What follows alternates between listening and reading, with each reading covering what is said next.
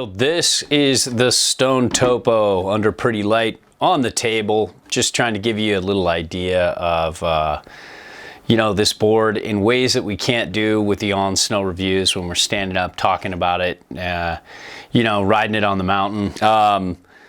You know, you can see just the difference between nose and tail, how this is kind of set up, and you know, what's going on here side cut depth wise in relation to the board. And then let's take a look at this camber profile. You can see there is a nice healthy bow of camber that kind of comes down and kind of, I don't know, it might be, you know, it's kind of that in-betweener between being hybrid camber and maybe just camber with a long nose. It's kind of in that world. But you can see when you weight it down, the you know, the front comes up a little bit, probably more on the hybrid camber side, or feel at least to us when we were riding it on snow.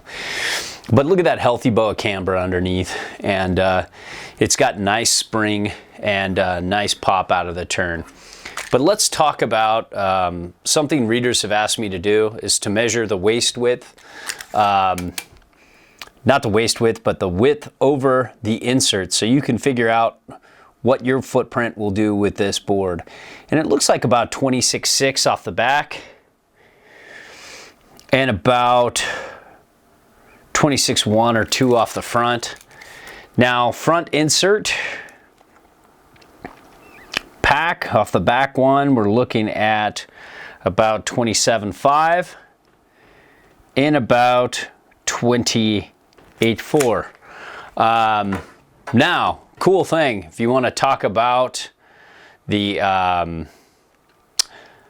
you know, the topo here, setback, we're looking, if you set it all the way back with traditional disc bindings at 21.75 inches, the difference between nose to the back and tail to the back is 6.25 or 3.125 inches back on board.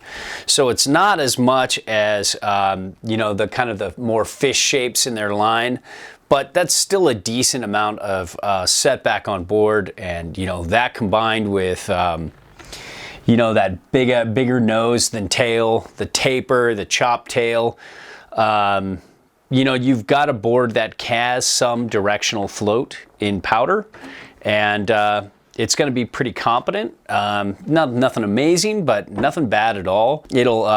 It's really great for carving and, you know, hitting up groomers, but when the powder comes, you don't necessarily have to put this away, it doesn't seem like. And the base has good glide to it.